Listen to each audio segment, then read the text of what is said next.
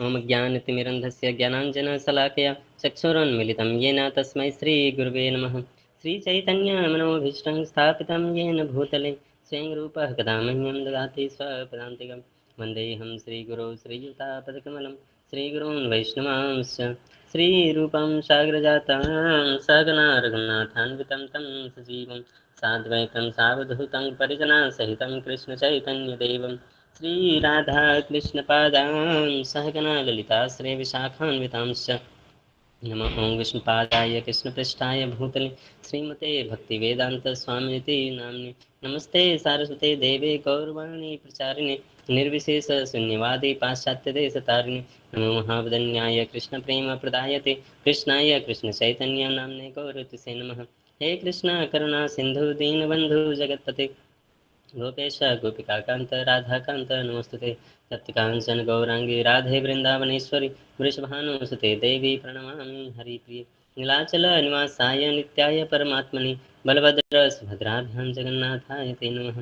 वाञ्छाकल्पतरुभ्यश्च कृपा सिन्धुभ्य एव च पतितानां पावनेभ्यो वैष्णवेभ्यो नमो नमः। जय श्रीकृष्ण चैतन्य प्रभु नित्यानन्द श्री अद्वैत गदाधर श्रीवासादि गौरभक्तवृन्द हरे कृष्णा कृष्ण कृष्ण हरे हरे हरे राम राम राम हरे हरे। हरे कृष्णा। हम लोग पिछले सप्ताह 9वें अध्याय पर चर्चा किए थे। आज हम लोग 10वें अध्याय की चर्चा करेंगे। तो 10वें अध्याय का समरी इस प्रकार से है, नेक्स्ट स्लाइड में।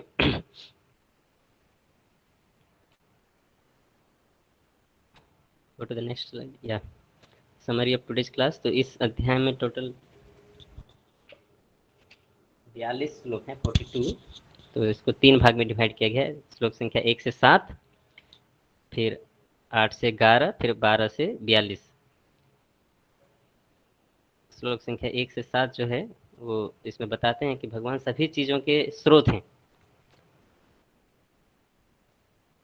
8 से 11 जो है उसको चतुश्लोकी भगवत गीता कहा जाता है। ऐसा कहा जाता है कि अभी ये जो हम लोग भगवत गीता देख रहे हैं 700 श्लोकों का, ये पहले एक 4 श्लोकों का भी भगवत गीता था और उसमें यही 4 श्लोक थे, 8 से लेकर के 11 तक। तो इसको चतुश्लोकी भगवत गीता भी कहा जाता है। एसेंस ऑफ भगवत गीता, पूरे भगवत गीता का सार इस 4 श्लोकों में है।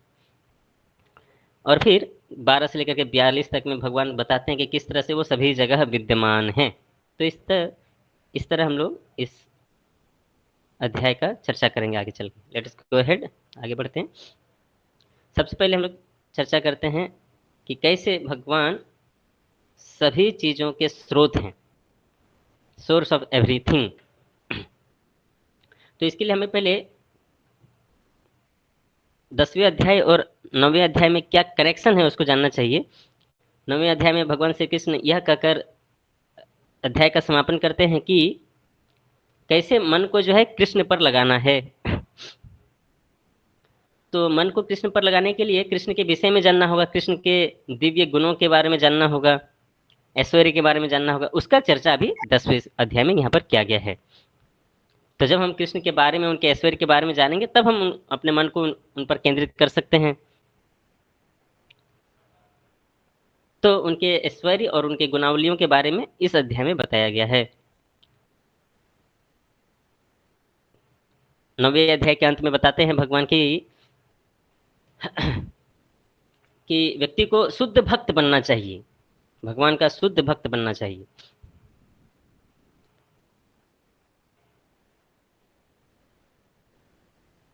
और शुद्ध भक्ति करते हुए जब भगवान के ऐश्वर्य का ज्ञान होता है, तब हमारा भक्ति और समर्पण भगवान के प्रति वो बढ़ता है। इसीलिए इस अध्याय में, 10वें अध्याय में भगवान के दिव्य गुणों के बारे में चर्चा किया गया है। Okay, let us go ahead.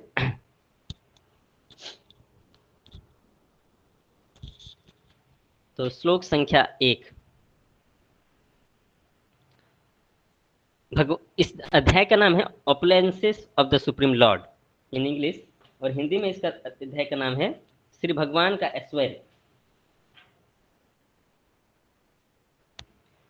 English में लिखा गया है, ऐसी भक्तिवेदांत स्वामी श्रील प्रभुपाद का जो भगवत गीता एजिटी है उसमें लिखा गया है the opulences of the absolute, और हिंदी में इसका अनुवाद है श्री भगवान का ऐश्वर्य। तो इसका हम लोग चर्चा करेंगे। श्लोक संख्या 1। श्री भगवान उवाच भूय एव महाबाहो शृणु मे परमं वच यत्तेऽहं प्रियमाणाय वक्ष्यामि हितकाम्यया। श्री भगवान ने कहा, हे महाबाहु अर्जुन, और आगे सुनो। चूंकि तुम मेरे प्रिय सखा हो, अतः मैं तुम्हारे लाभ के लिए ऐसा ज्ञान प्रदान करूंगा जो अभी तक मेरे द्वारा बताए गए ज्ञान से श्रेष्ठ होगा। देखिए, 9वें अध्याय में ही भगवान बताते क्या है? दिव्य ज्ञान, परम गुह्य ज्ञान। अभी 10वें अध्याय में बता रहे हैं कि मैंने अभी तक जो बताया है उससे भी श्रेष्ठ ज्ञान मैं अभी तुमको बताने के लिए जा रहा हूँ। मतलब परम गुह्य ज्ञान जो 9वें अध्याय में हम लोग चर्चा कर चुके हैं, उससे भी श्रेष्ठ ज्ञान अभी भगवान अर्जुन को देने जा रहे हैं। तो ये क्या ज्ञान है उसके विषय में आगे बताएंगे भगवान। श्लोक संख्या 2। न मे विदुः सुरगणा प्रभवं न महर्षयः अहम आदिर्हि देवानां महर्षीणां च सर्वसः। यह भी बहुत महत्वपूर्ण श्लोक है भगवद गीता का। यहाँ भगवान स्वयं अपने बारे में बताते हैं कि न तो देवतागण मेरी उत्पत्ति या ऐश्वर्य को जानते हैं और न ही महर्षिगण ही जानते हैं, क्योंकि मैं सभी प्रकार से देवताओं और महर्षियों का भी कारण स्वरूप उद्गम हूँ।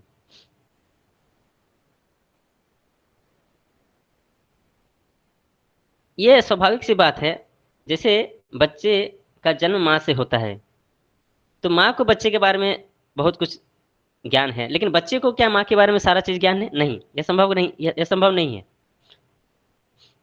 उसी तरह से सारे देवी देवता, महर्षिगण, सारे जीव जंतु वो भगवान से आए हैं, तो भगवान को सभी जीवों के बारे में मालूम है। भला सभी जीवों को भगवान के बारे में कैसे मालूम हो सकता है?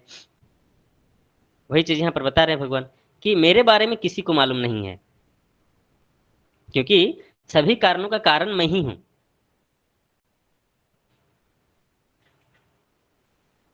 तो इसमें 2 कथाएं आती है कि कैसे बड़े बड़े महर्षिगण, देवी देवता भी जो है भगवान को समझने में भूल कर जाते हैं। गो हेड। तो इसमें एक लीला जो बताया जाता है वो ब्रह्म विमोह लीला। कृष्ण जब अपने ग्वाल सखाओं के साथ वृंदावन में गायों को लेकर के जंगल में खेल कूद करते थे और फिर दोपहर के समय एक साथ बैठ करके भोजन करते थे, उनका मित्रता आपस में ऐसा था कि भगवान कृष्ण सर्वशक्तिमान भगवान होने के बावजूद भी सभी का जूठन जो है खुद खाते थे। कोई भी घर से कुछ बना करके लाता था, किसी की माँ कुछ लाती थी तो वो पहले खुद खाता था, उसको अच्छा लगता था, हाँ ये देखो कृष्ण ये बहुत अच्छा है, टेस्टी है, तुम किसे खा के देखो। इस तरह से कृष्ण सभी का जूठन खाते थे। एक बार जब ब्रह्मा जी को यह देखकर संशय हो गया कि क्या यही भगवान है क्या? भगवान कैसा कभी ऐसे क्या जूठा खा सकते दूसरों की, अपने भक्तों की? तो वह कंफ्यूज हो गए और वो टेस्ट करने के लिए आए कि सही में ये भगवान है, तो हम थोड़ा देखना चाहते हैं। और हुआ क्या कि वो सारे गई है ना गोप सखाओं को और गाय के बछड़ों को चुरा के ले गए। कृष्ण को समझ में आ गया कि ब्रह्मा जी के यह करतूत हैं, उसने मेरे सभी गोप सखाओं को और बछड़ों को चुरा के ले गया है। तो वो तुरंत अपने विस्तार से फिर से सारे गोप सखा और सारे बछड़े है ना तैयार करते हैं और फिर वो वृंदावन वापस चले जाते हैं और 1 साल तक उन्हीं है ना उन गोप सखाओं और बछड़ों के साथ वो लीला करते हैं। ब्रह्मा के लिए वह 1 सेकंड के बराबर था। ब्रह्मा फिर जब वापस आते हैं 1 सेकंड में ही कि अरे ये तो मैंने बहुत बड़ा गलती कर दिया। और यहाँ आकर के जब देखते हैं धरती पर तो देखते हैं कि फिर भी अभी भी वो खेल रहे हैं बच्चे कृष्ण के साथ और वो बछड़े भी हैं। तो वो फिर कंफ्यूज हो जाते हैं कि अरे इन सबको तो मैंने चुरा लिया था, और चुरा के जहां रखा था वहां जाके देखते हैं तो वहां भी वो लोग हैं। 2 जगह कैसे हो सकते हैं? तो ब्रह्मा के 4 सिर चारों घूमने लगता है, टोटली बिविल्डर्ड। तो वो समझ जाते हैं कि यही सर्व कारणों के कारण भगवान है। और फिर वो आकर के देखते, जैसे आप पिक्चर में देख रहे हैं, अपने हंस वाहन से उतर करके भगवान श्री कृष्ण से माफी मांगते हैं। तो भगवान उनको दिखाते हैं अपना असली शक्ति।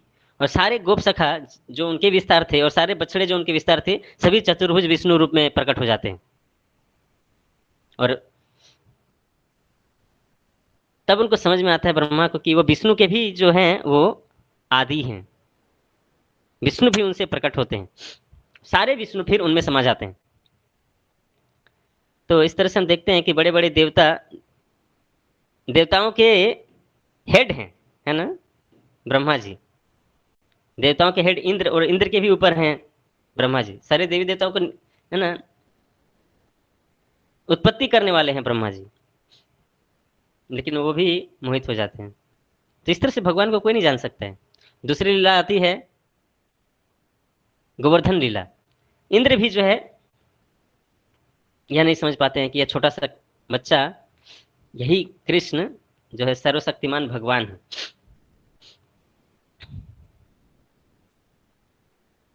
कृष्ण ने इंद्र यज्ञ से मना कर दिया, क्योंकि इंद्र का घमंड वो तोड़ना चाहते थे। इंद्र अपने आप को भगवान समझ बैठा था, वो यह समझ बैठा था कि मैं ही सबसे बड़ा हूँ, मैं ही पूरे ब्रह्मांड का चलाने वाला हूँ।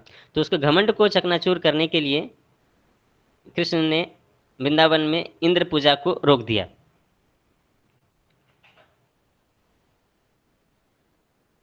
क्योंकि भगवान अपने भक्तों के हृदय में कभी कोई अभिमान, मिथ्या अभिमान देखना नहीं चाहते हैं, इसलिए उन्होंने ऐसा किया।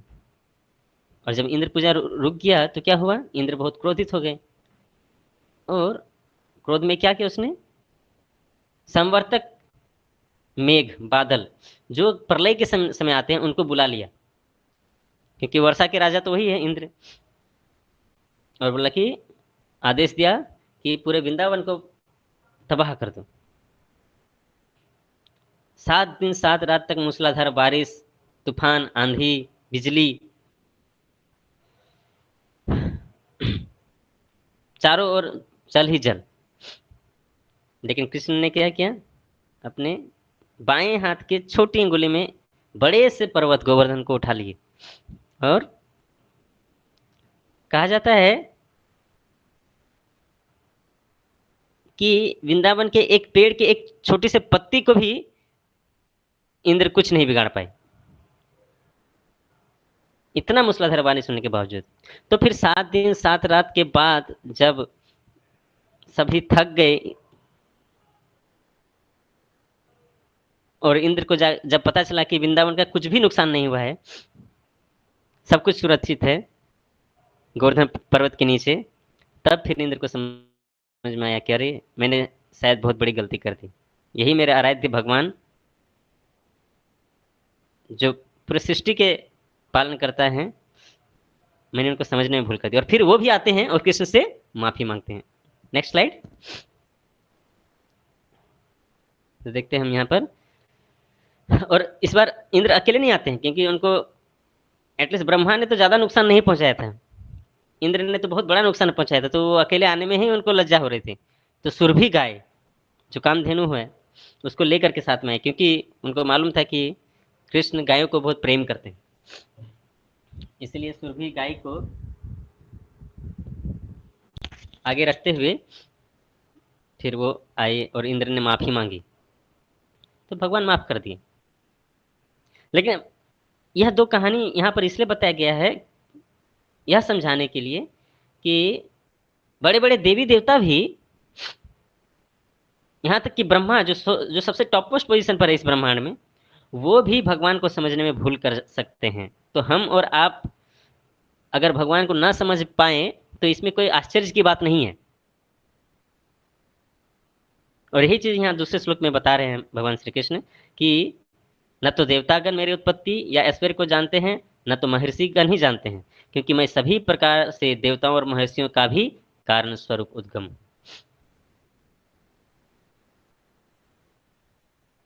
तो यह हमको ध्यान रखना चाहिए कि केवल बुद्धि के बल पर भगवान को समझा नहीं जा सकता है। जब तक भगवान की कृपा न हो और भगवान का भक्ति न हो हृदय में, तो भगवान को समझ पाना बहुत दूर की बात है। और भगवान को समझने की चेष्टा करना भी बेवकूफ़ी है। भगवान को समर्पित करने की चेष्टा करना चाहिए। यह सबसे बड़ा बुद्धिमानी। अंत में हम देखते हैं ब्रह्मा जी भी समर्पित होते हैं और इंद्र भी समर्पित होते हैं कृष्ण के चरणों में। तो यही सबसे बड़ा बुद्धिमानी कि हम अगर अपने जीवन को भगवान के चरणों में समर्पित कर सके। गीता का अंत में यही भगवान बोलते हैं, सर्वधर्मान परित्यज्य माम एकम शरणम व्रज।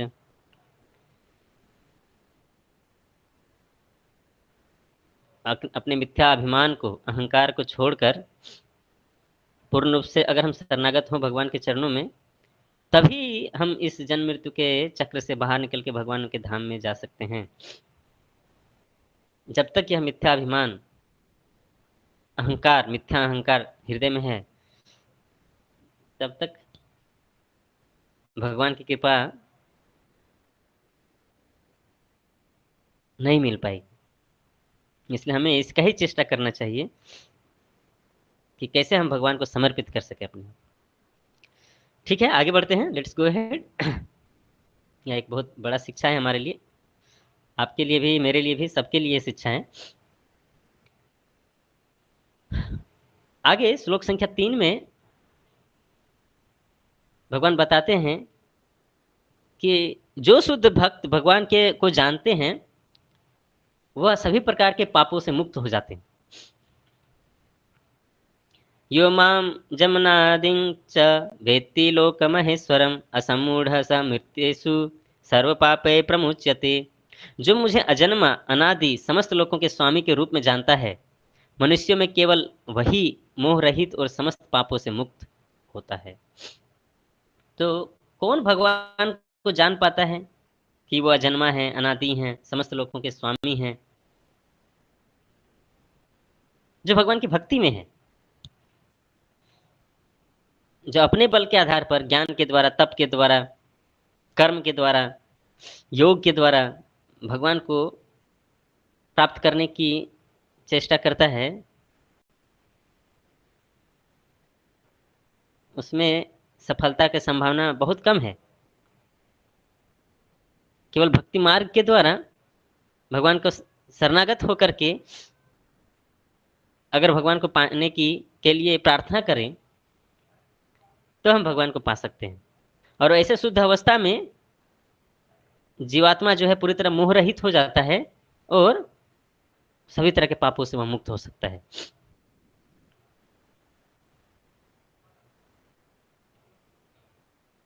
अभी आगे के श्लोकों में भगवान के बहुत सारे दिव्य गुणावलियों के बारे में बताया गया है, श्लोक संख्या 4 से लेकर के 6 तक में। Go ahead. और वो बताते हैं भगवान श्री कृष्ण के कैसे सभी गुणों के उद्गम भी वही हैं। गुण क्या क्या हैं? अच्छे गुण, intelligence, knowledge, freedom from doubt, उसके बाद truthfulness, forgiveness, control of senses, control of mind. ये जो अच्छे गुण हैं वो भी भगवान से ही आते हैं। और जब भगवान से हम विमुख जाते हैं तो दुर्गुण आने लगते हैं। फिर हैप्पीनेस, उसका उल्टा है डिस्ट्रेस। भगवान के समीप रहने पर खुशी आती है, भगवान से दूर जाने पर दुख आता है जीवन में। इस भौतिक जगत में जन्म मृत्यु। Next, fear and fearlessness. सही में फियरलेसनेस कहां पर है? जब कोई भगवान की शरण में रहता है तब। भगवान से दूर जाने पर ही फियर, भय हमारे जीवन में आता है। अहिंसा, समानता, आत्मसंतुष्टि, तप, ये जो अच्छे गुण हैं यह भी, इनका भी उद्गम भगवान से ही हुआ है। Go ahead. चैरिटी, दान, भगवान से जुड़े पर सम्मान और इनफेमी, यह भी भगवान से आया है। जो भगवान के दिए गए रास्ते पर नहीं चलेगा वह बदनाम होता है। जो भगवान के बताए गए रास्ते में जीवन यापन करता है उसका सम्मान होता है। तो ये सारे जो गुण हैं ये भगवान के द्वारा ही उत्पत्ति किए गए। यह श्लोक संख्या 4 से लेकर के 6 में बताया गया है।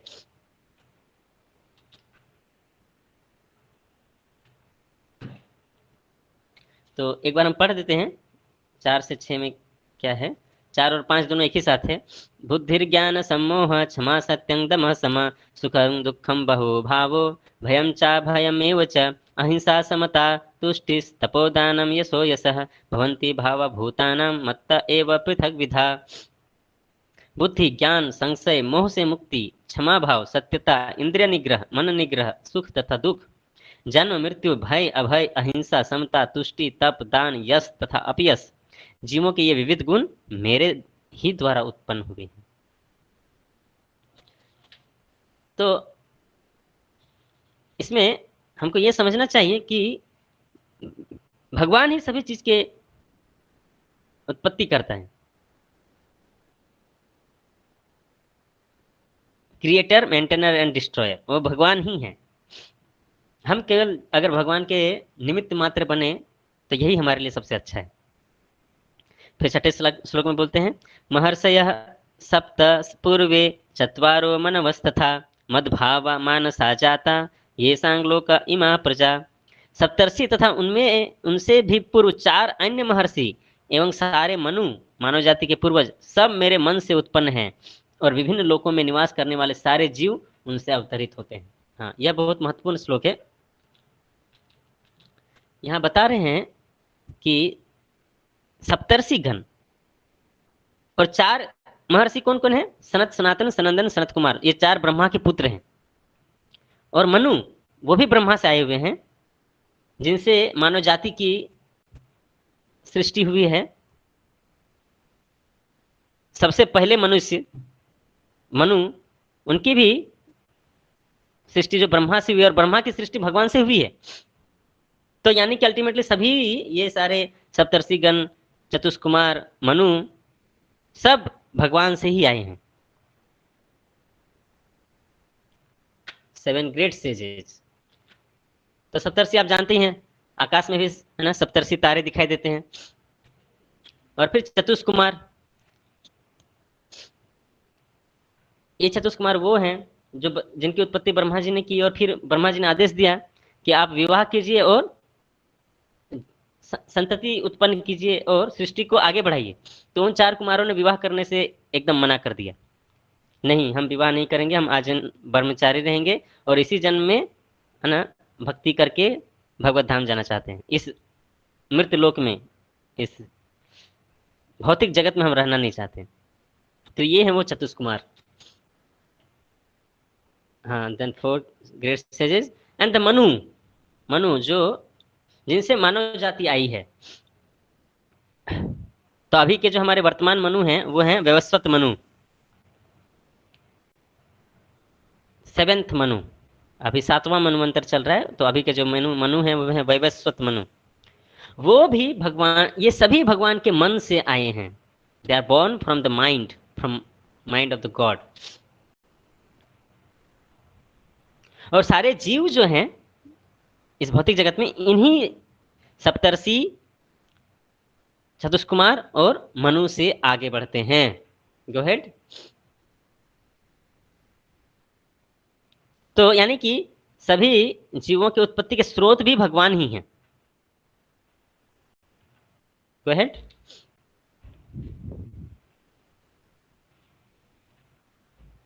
तो यह श्लोक संख्या 6 में बताया गया है। Krishna is the origin of qualities by which one seeks to understand truth and he is the source of sages. No one can understand Krishna by conventional means. भगवान को इतने आसानी से समझा नहीं जा सकता है।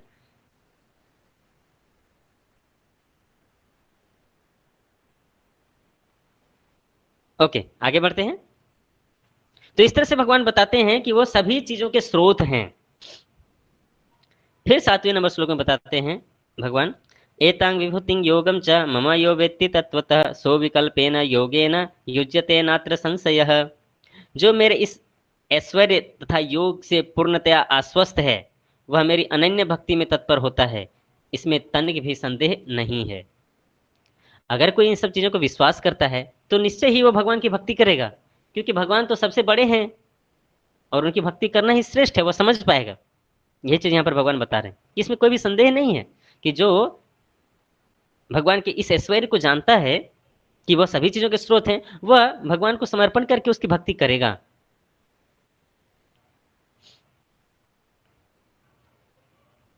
और फिर इसके आगे जो 4 श्लोक हैं उसको हम लोग चतुश्लोकी भगवत गीता कहते हैं। उसमें भगवान बताते हैं कि भक्ति योग ही सबसे टॉप मोस्ट है, और वो अपने स्वरूप के विषय में वहां पर बताते हैं, और वो कैसे भक्ति को उत्पन्न करते हैं, कैसे भक्ति की वृद्धि होती है, उसके विषय में इन 4 श्लोकों में बताते हैं। तो देखिए, भगवत गीता 700 श्लोकों का है। अगर वो उसका भी यदि सार देखा जाए तो ये 4 श्लोकों में बताया गया है, चतुश्लोकी भगवत गीता। तो आगे बढ़ते हैं हम लोग नेक्स्ट सेक्शन में। Second is essence of Gita. Okay, go ahead. तो आप लोग हो सके तो इन 4 श्लोकों को याद कीजिएगा, बहुत ही महत्वपूर्ण श्लोक है भगवत गीता का। श्लोक संख्या 8, 9, 10 और 11। 8 में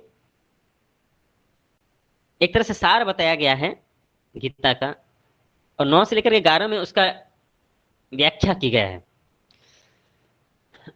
श्लोक संख्या 8 में बताते हैं भगवान की जो भगवान को जानते हैं वो दिव्य ज्ञान को प्राप्त करते हैं और भगवान को समर्पित हो जाते हैं भक्ति भाव से। 9वें श्लोक में बताया गया कि कैसे वो भक्ति करते हैं ऐसे लोग, उसके बारे में बताया गया है। और 10वें और 11वें श्लोक में बताया गया है कि कैसे वह उच्च स्तर को प्राप्त होते हैं, यानी कि भक्ति में प्रगति करते हुए आत्म साक्षात्कार और भगवान का साक्षात्कार उन्हें कैसे होता है, यह 10वें और 11वें श्लोक में चर्चा किया गया है। तो इसका मतलब यह है कि 8वें श्लोक में यह समझ में आता है कि भगवान श्री कृष्ण सबसे टॉप मोस्ट हैं, सुप्रीम, सर्वोत्तम, सर्वोच्च हैं वो। फिर 9वें श्लोक में हम यह समझते हैं कि कैसे हम भगवान की तरफ अपने हृदय को ले जा सकते हैं।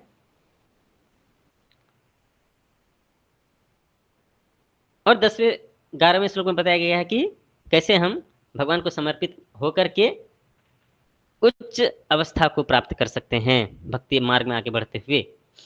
तो इसकी चर्चा हम लोग करेंगे। आगे बढ़िए प्लीज।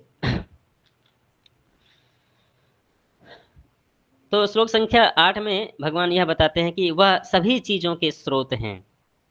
अहम सर्वस्य प्रभवो मत्तः सर्वं प्रवर्तते इति मत्वा भजन्ते मां बुधा भाव समन्विता।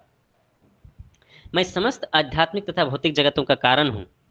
प्रत्येक वस्तु मुझ ही से उद्भूत है।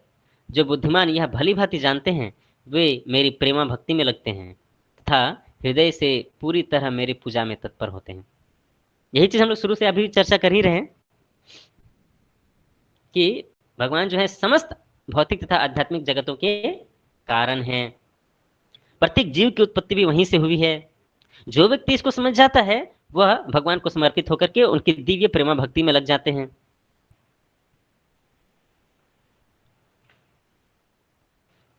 तो कौन व्यक्ति इनको इस बात को समझ पाते हैं? बुद्धिमान व्यक्ति, बुधा भाव समन्वित। तो हमें चाहिए ऐसे बुद्धिमान व्यक्तियों का शरण ले। तो प्रश्न उठता है कि ऐसे बुद्धिमान व्यक्ति कौन है, फिर कहां मिलेंगे ये?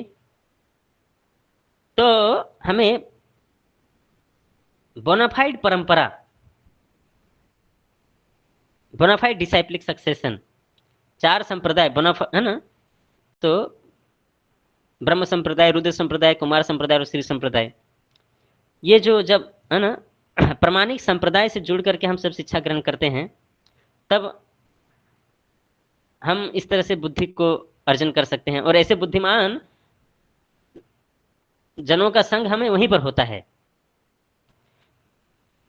जैसे कि हमारा यह जो ब्रह्म माधव गौड़ीय वैष्णव संप्रदाय है, इसके इतिहास में ज्यादा समय नहीं, जस्ट अगर 500 साल पहले जाएं तो वहां देखेंगे कि चैतन्य महाप्रभु जो भगवान श्री कृष्ण स्वयं है उनके शिष्य हुए 6 गोस्वामीगण। Go ahead. ये है 6 गोस्वामी जो वृंदावन में रहते थे। ये श्री चैतन्य महाप्रभु के डायरेक्ट डिसाइपल्स हैं। वंदे रूप सनातनो रघुयुगो श्री जीव गोपालको। श्री रूप गोस्वामी, श्री सनातन गोस्वामी, श्री रघुनाथ दास गोस्वामी, श्री रघुनाथ भट्ट गोस्वामी, श्रील गोपाल भट्ट गोस्वामी और श्रील जीव गोस्वामी। ये जो 6 गोस्वामीगण हैं, यह पूर्ण रूप से भगवान की भक्ति में, प्रेमा भक्ति में लगे हुए थे। समय कभी व्यर्थ गंवाए बिना, दिन में रात में मिलाकर अगर 2 घंटा अधिक से अधिक सो गए तो सो गए, उसके अलावा पूरे बाकी सारे सारे जो 22 घंटे हैं वह भगवान के दिव्य नाम का कीर्तन करने में, भगवान के ग्रंथों का अध्ययन करने में, भगवान के नाम का प्रचार करने में, भगवान के धार्मिक स्थानों का पुनरुद्धार करने में, इस तरह से पूरी तरह से भगवान की सेवा में रत थे वो। यही हैं वे बुद्धिमान जन जो भगवान की प्रेमा भक्ति में लगे हुए हैं। और उन्हीं के परंपरा में हमारा यह इस्कॉन संस्था चला आ रहा है। 6 गोस्वामी से फिर हुए, उनके नेक्स्ट जनरेशन में 3 आचार्य हुए, श्रीनिवास आचार्य, नरोत्तम दास ठाकुर और श्यामानंद पंडित। उनके आगे हुए फिर विश्वनाथ चक्रवर्ती ठाकुर, बलदेव विद्याभूषण, और फिर आगे के क्रम में आते हैं श्री जगन्नाथ दास बाबा जी महाराज, श्री भक्ति विनोद ठाकुर, श्री गौर किशोर दास बाबा जी महाराज, और फिर अभी के आधुनिक जमाने में श्री भक्ति सिद्धांत सरस्वती ठाकुर जिन्होंने गौड़िया मठ की स्थापना की। और यह जो इस्कॉन संस्था की स्थापना करने वाले उनके शुद्ध भक्त Shri A.C. Bhakti Vedanta Swami Prabhupada. Next slide.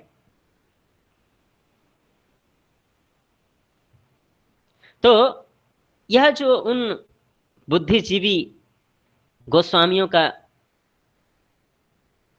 जो प्रेमा भक्ति का ज्ञान है, जो परंपरा में चला आ रहा है, वह शिला प्रभुपाद के माध्यम से आज भी हम तक पहुंच पा रहा है, उनके दिए गए पुस्तकों के माध्यम से, उनकी वाणी के माध्यम से। शिला प्रभुपाद जो हैं, उन्होंने कुछ नया चीज नहीं दिया, वही गोस्वामियों के ज्ञान को हम तक पहुंचाया है आधुनिक जमाने में, आधुनिक तरीके से। शिला प्रभुपाद वृंदावन में उसी जगह रहते थे, राधा दामोदर मंदिर में, रूप गोस्वामी की समाधि के निकट। वह वही जगह है जहां पर ये 6 गोस्वामी मिलकर के इष्टा गोष्ठी करते थे, चर्चा करते थे भक्ति के विषय में, और दिव्य ग्रंथों की रचना करते थे। शिला प्रभुपाद उसी जगह पर 6 साल तक रहे, विदेश जाने से पहले, अमेरिका जाने से पहले, और उन्होंने श्रीमद् भागवतम के प्रथम स्कंध की अनुवाद किया, और फिर उस दिव्य ग्रंथ को लेकर के अमेरिका गए। तो यानी कि शिला प्रभुपाद जो कुछ भी किए वो इन गोस्वामियों का आशीर्वाद से ही हुआ है।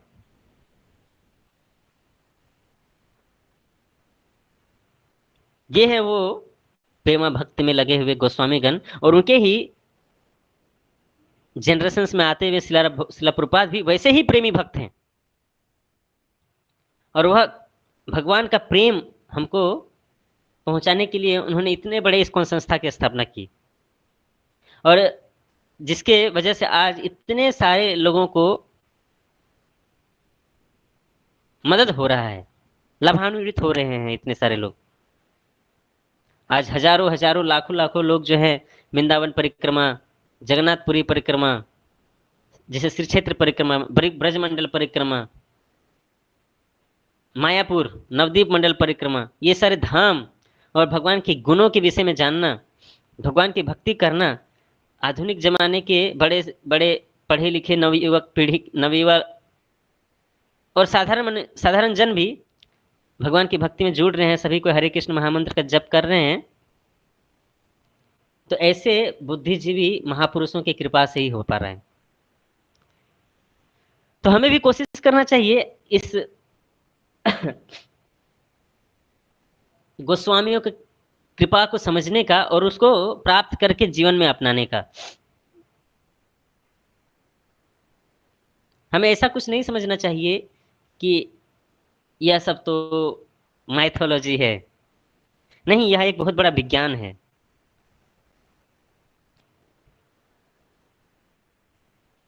चैतन्य चंद्रेरा कृपा करो विचार, विचार कोरिले चित्ते पावे चमत्कार। यह जो चैतन्य महाप्रभु का कृपा है, इसको समझने की कोशिश करना चाहिए, जो इन 6 गोस्वामियों के माध्यम से, शिला प्रभुपाद के माध्यम से हम तक पहुंच रहा है। अगर इसको समझने की कोशिश करेंगे इंटेलिजेंस के द्वारा, तब हृदय में वह दिव्य ज्ञान प्रकाशित होगा।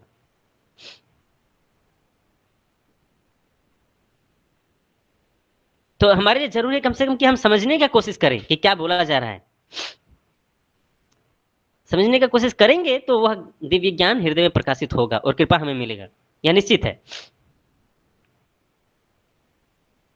तो यह जो इस्कॉन संस्था है, इससे जुड़े जो भक्त हैं और यह जो प्रचार का कार्य चल रहा है पूरे विश्व में, इसको हमको चीपली नहीं लेना चाहिए, सस्ते में नहीं लेना चाहिए। यह एक बहुत ही ट्रांसेंडेंटल ऑर्गेनाइजेशन है। यह भौतिक जगत में रहते हुए भी भौतिक दृष्टिकोण से परे का चीज है ये। और अगर हम इसकी गंभीरता को समझेंगे, इसके आध्यात्मिक शक्ति को समझेंगे, तो हम भी लाभान्वित होंगे और दूसरों को भी लाभान्वित कर पाएंगे। तो ये होते हैं बोधा भाव समन्विता।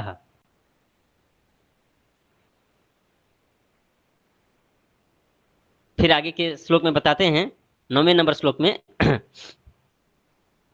ऐसे शुद्ध भक्त की क्या करते हुए उनके कैसे स्वभाव होते हैं,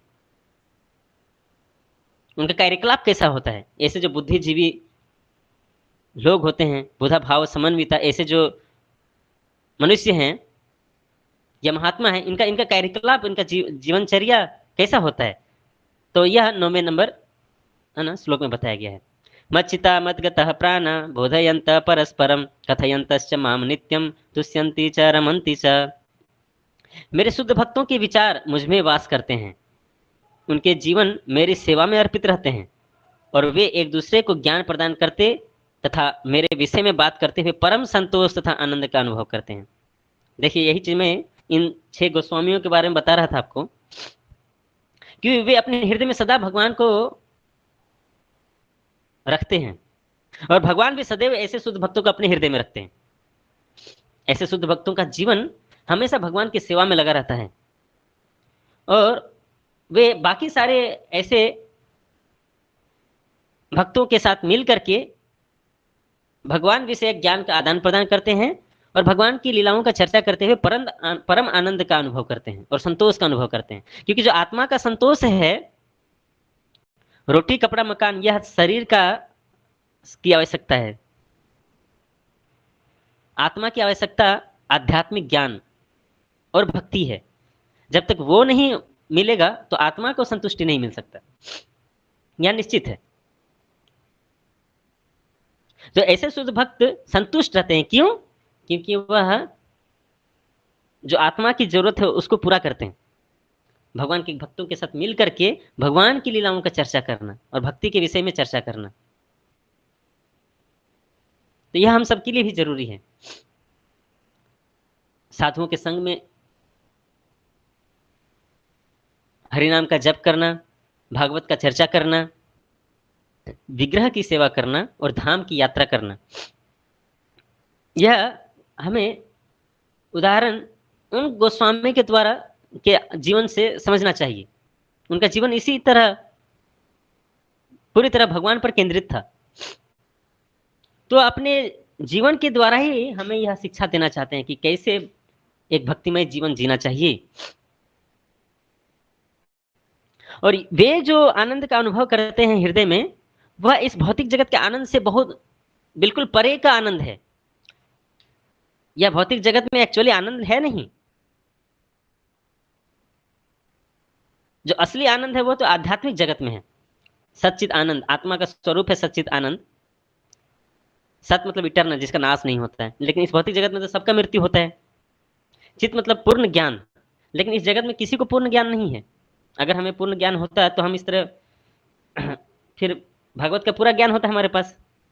और आध्यात्मिक ज्ञान की तो बात छोड़िए, भौतिक ज्ञान ही हमारे पास पूर्ण नहीं है। अदरवाइज क्यों बीटेक के बाद एमटेक, एमटेक के बाद पीएचडी करना पड़ता है बार बार। तो यहाँ पर पूर्ण ज्ञान नहीं है। वो केवल आध्यात्मिक जगत में। और आनंद जो है वो इस जगत में आनंद वो है ही नहीं, जो हम जैसे चर्चा कर चुके हैं कि व्यक्ति को ना पनिशमेंट मिलता है कि उसको पानी में डुबा कर रखा जाए।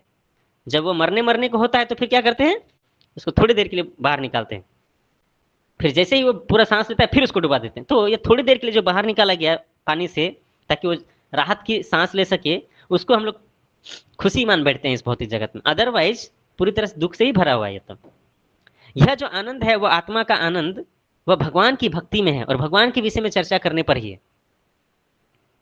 भगवान के नाम रूप गुण और लीला के विषय में जब चर्चा होती है और जब उसका श्रवण और कीर्तन होता है तभी वो असली आनंद हृदय में प्रकाशित होता है।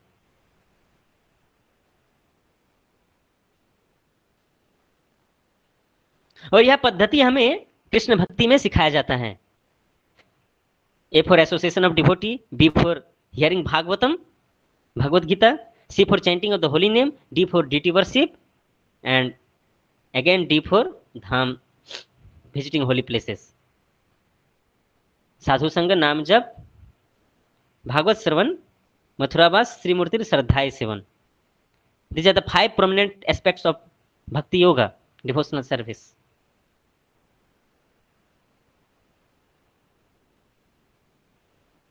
तो जो शुद्ध भक्त इस तरह से अपने जीवन को पूरी तरह से भगवान की सेवा में लगाते हैं, वह हमेशा क्या कहते हैं, तुष्यंति च रमन्ति च, पूर्ण संतोष को प्राप्त करते हैं और पूर्ण आनंद का अनुभव करते हैं हृदय में। हर एक जीव इस भौतिक जगत में आनंद की प्राप्ति करना चाहता है, आनंद की तलाश में है। जो श्रील प्रभुपाद की सबसे पहली किताब है on the way to Krishna, उसमें पहला ही लाइन है, everybody in this material world is trying for happiness, searching for happiness. सच्चाई यही है कि हम सभी आनंद की प्राप्ति करना चाहते हैं, उसी की तलाश कर रहे हैं, लेकिन वो आनंद है कहाँ, पहले हमें इसको जानना पड़ेगा। ये तो ऐसा ही हो गया ना कि वो व्यक्ति नदी के किनारे चल रहा था, बहुत थका हुआ होने के कारण वह सोचा कि थोड़ा मैं ही है ना मुंह हाथ धो लेता हूँ। तो जब वो पानी में उतरा तो उसे आम दिखाई दिए वहां पर, और वो उस आम को पकड़ने की कोशिश कर रहा है, लेकिन एक्चुअली में वो आम को पकड़ नहीं पा रहा है, क्योंकि आम तो वहां है ही नहीं। असली आम तो पेड़ में ऊपर लटका हुआ है।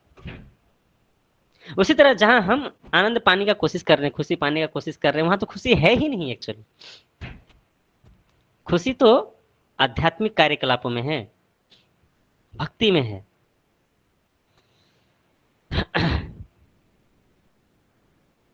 तो इसीलिए हमको सर्च वहां करना है जहां पर मिलेगा आनंद की तलाश, वहां करनी है जहां आनंद है वास्तविक रूप में। जहां है ही नहीं आनंद, वहां पर यदि हम पूरा जीवन व्यर्थ कर दें, पूरा जीवन बिता दें आनंद की तलाश में, तो यह तो बहुत बड़ी बेवकूफी होगी ना। असली आनंद वह भगवान की भक्ति में है। असली आनंद इसमें नहीं है कि मैं कितना धनवान हूं, मैं कितना ज्ञानवान हूं, मैं कितना सुंदर हैंडसम या ब्यूटीफुल हूं, मैं कितना बलवान हूं, मेरा कितना यश है, या फिर मैं कितना त्यागी हूं। इसमें असली आनंद नहीं है। असली आनंद आत्मा के आनंद में है, जिसको दिखाने की आवश्यकता नहीं है। वो जगत को पता चल ही जाता है।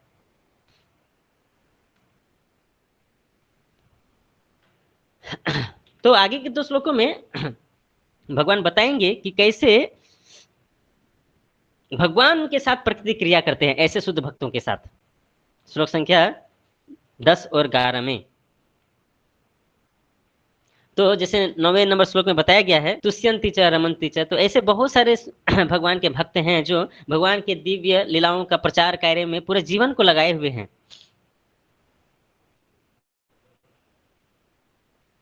और इस तरह भगवान के विषय में चर्चा करते हुए वे लोगों को भी आनंद प्रदान करते हैं और खुद भी परम आनंद का अनुभव करते हैं।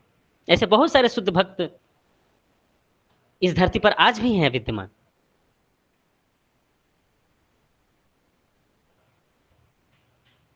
तो हमको ऐसे शुद्ध भक्तों का पहचान करना चाहिए और उनका शरण लेने की कोशिश करना चाहिए। यही बुद्धिमानी है। हम अभी ऐसे शुद्ध भक्त के स्तर पर नहीं हैं, लेकिन जो इस शुद्ध भक्ति के स्तर पर हैं, अगर हम उनका शरण लेंगे तो हम भी एक दिन शुद्ध भक्ति के स्तर पर पहुंच सकते हैं उनकी कृपा से। तो हमारा क्या कर्तव्य है कि ऐसे शुद्ध भक्तों का शरण लेना। Okay, go ahead. लोग 10वें नंबर श्लोक में चलते हैं। भगवान कैसे ऐसे शुद्ध भक्तों के साथ प्रतिक्रिया करते हैं उसके बारे में यहाँ पर बताया गया है। तेषां सततयुक्तानां भजतां प्रीतिपूर्वकं ददामि बुद्धि योगम तम येन मामुपयान्ति ते। जो प्रेम पूर्वक मेरी सेवा करने में निरंतर लगे रहते हैं, मैं उन्हें ज्ञान प्रदान करता हूँ जिसके द्वारा वो मुझ तक आ सकते हैं। तो जो शुद्ध भक्त इस तरह से प्रेम पूर्वक भगवान की सेवा में लगे रहते हैं, भगवान उनको यह दिव्य ज्ञान देते हैं जिससे वे इस भौतिक जगत के जन्म मृत्यु के चक्र से बाहर निकलकर भगवान के धाम में वापस जा सकते हैं। हमने पहले भी चर्चा की है कि केवल भक्ति योग के द्वारा ही यह संभव है। जैसे यहाँ पिक्चर दिया गया है ध्रुव महाराज का,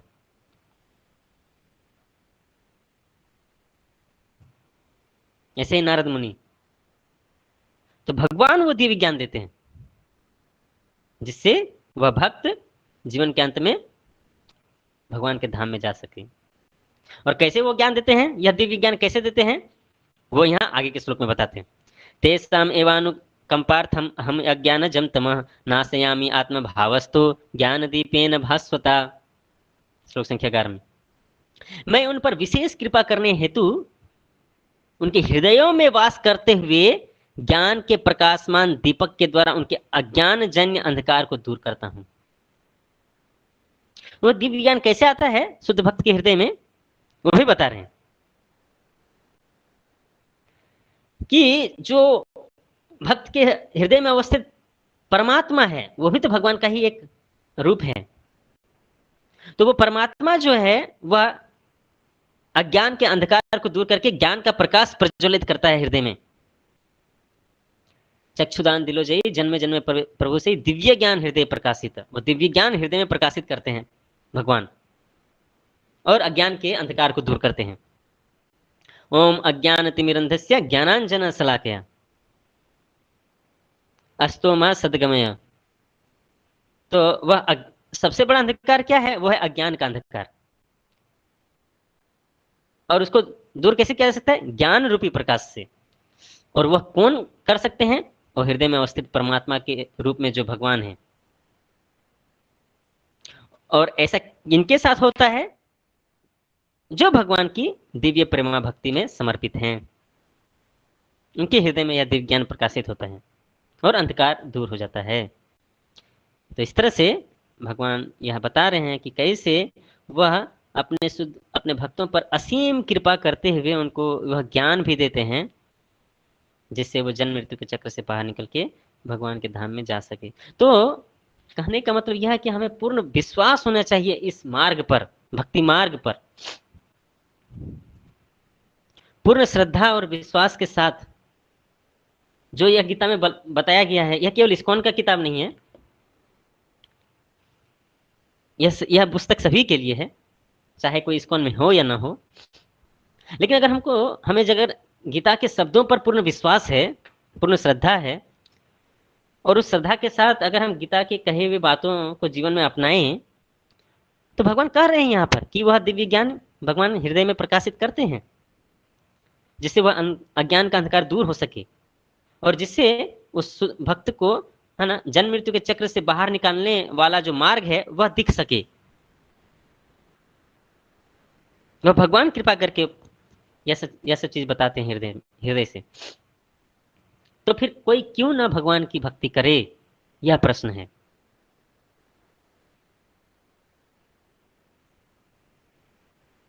फिर भक्ति करने में क्या नुकसान है, यह प्रश्न है।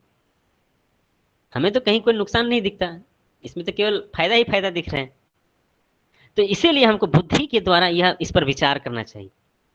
हर कोई अपनी, देखिए, हर कोई जीवन में अपने फायदे की बात करता है ना, बिजनेस में हो या जॉब कैरियर में हो, सबके अपना प्रॉफिट चाहते हैं, है ना। तो हमें भी देखना चाहिए कि भाई हमारा प्रॉफिट कैसे होगा। तो यहाँ गीता में यह बिल्कुल समझ में आ रहा है कि प्रॉफिट कैसे है बद्ध जीवों का, अगर वो भक्ति करते हैं तो। अगर यह सब जान करके भी कोई भगवान की भक्ति नहीं स्वीकार करता है तो यह तो मूर्खता हुई, और यह मतलब तो अपना ही लॉस हुआ ना। अब कोई अपना ही लॉस स्वयं करना चाहेगा भला क्या? कोई खुद का नुकसान करना चाहेगा? नहीं। कोई बेवकूफ ही ऐसा होगा जो खुद का नुकसान करना चाहेगा, है ना। तो इसीलिए हमको बुद्धिमानी से कार्य करना चाहिए और हमें यह समझना चाहिए कि हमारा बेनिफिट किस में। तो यह जो चतुश्लोकी भगवत गीता है यह बहुत ही महत्वपूर्ण है। इसका तात्पर्य श्रील प्रभुपाद बहुत विस्तार से करते हैं भगवत गीता पुस्तक में। आप लोग जरूर से जरूर इसको पढ़िए। हम लोग अभी आगे बढ़ेंगे तीसरे सेक्शन में, कैसे भगवान सब जगह विद्यमान है। यह श्लोक संख्या 12 से लेकर के अंतिम 42 तक चलता है। तो जो सबसे मेजर सेक्शन था चतुश्लोकी गीता, इस पर हमने चर्चा करने की कोशिश की, किंतु कैसे चर्चा किया जा सकता है भला इतने कम समय में? पूरा गीता का सार इन 4 श्लोकों में है, तो इस पर जितना भी चर्चा किया जाए, और ऐसे हम जैसे बद्ध जीवों के द्वारा यह कितना संभव है।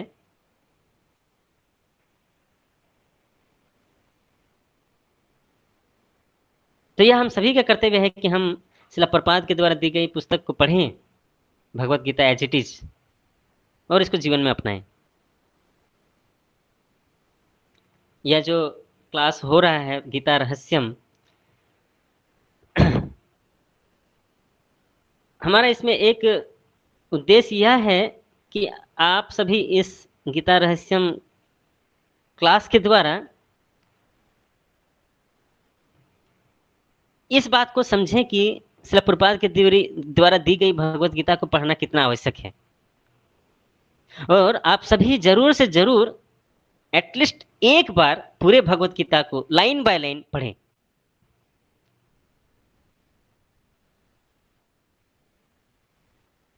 क्लास अटेंड करना एक चीज है, कुछ लोग होते हैं जो सर्टिफिकेट के लिए क्लास अटेंड करते हैं, है ना, दैट इज ऑल्सो ओके। लेकिन सच्चाई में बेनिफिट कब होगा और सच्चाई में इस कोर्स का सक्सेस कैसे होगा, जब आप सभी भगवत गीता को जरूर एक बार कम से कम पूरे भगवत गीता 18 अध्याय 700 श्लोकों को प्रभुपाद के द्वारा जो लिखी गई है, हिंदी हो चाहे इंग्लिश बंगाली या कोई भी लैंग्वेज में, उसको एक बार कंप्लीट पढ़ेंगे। हम जो यह चीजें चर्चा कर रहे हैं क्लासेस के माध्यम से, यह आप सभी को यह इंस्पायर करने के लिए कि आप जरूर से जरूर भगवत गीता को पढ़ें और जीवन में अपनाएं। खुद भी पढ़ें, दूसरों को भी इसका ज्ञान दें।